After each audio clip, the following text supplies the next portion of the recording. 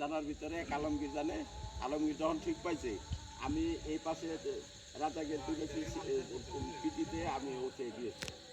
এই পাশে লাইন 2 যখন কোটা শেষ করছি তখন আইসে আলমগীর। আলমগীর আয় পরে কি সমস্যা পাইতেছো? পিছে ঘুরবো আর ঘুরে থাকবো।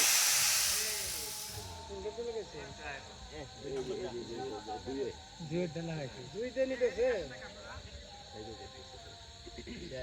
ইয়ারই গেল বেতে ওরা ধরে থেকে আমার ওরা তো হয়ে গেছে এটা ওনার কথা মনে হয় কি বাইরে একটা সিনারে আলু ভর্তা করে লাগে তোমরা তো বুঝো না।